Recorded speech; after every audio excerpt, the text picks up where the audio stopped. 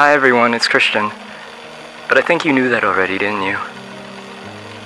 I thought a ton about what this showcase video should be, and I think I finally figured it out.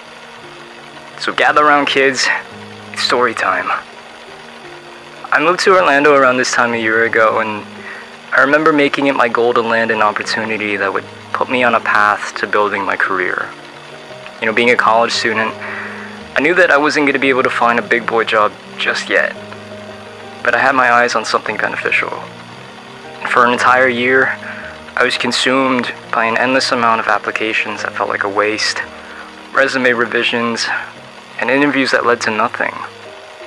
It wasn't until June of this year that a woman by the name of Elizabeth decided to message me through Handshake, telling me that amongst the thousands of other profiles of potentially more qualified people, mine came back as a match for the fall 2022 internship with Seacrest Studios.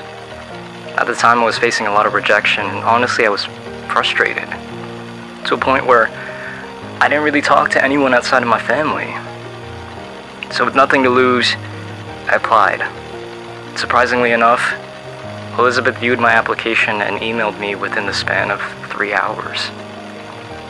When it came time to do an interview, I went in with little expectations. I remember thinking, oh, this is gonna go like all the others. But it didn't.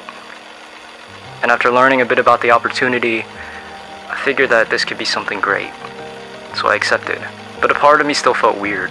It wasn't because I would be working in a hospital around children, no. My reasons were rooted elsewhere. I can't really put into words how I was feeling at the time, but the circumstances as to why and how I was able to land this opportunity just didn't sit well with me. At the time of my interview, I was the only person that had signed on for this internship. So I questioned whether or not I would even be here if there were other more qualified people that had already signed on. Like, why me? And in addition to that, I was under the impression that I was going to be the only intern. And that just sounded daunting. Maybe that makes me sound a little bit full of myself, but I could only go off of what I knew at the time. But through it all, I decided to give this thing my best shot. And I like to think that I did. It's funny because it was a week prior to starting this internship that I found out that there were other interns. It was Chinyan that told me during my onboarding appointment. She just casually mentioned it during our conversation, and she told me about some of you. She was like, yeah, there's gonna be 10 of you, I think.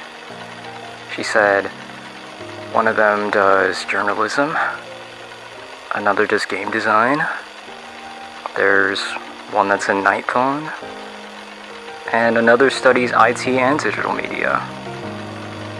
I remember thinking, well, they sound amazing. Looking back on everything and reflecting on how I felt in the beginning compared to now, I would say that I'm happy that I went through it all. You know, getting poked with needles and reading a whole handbook cover to cover was worth it in the end.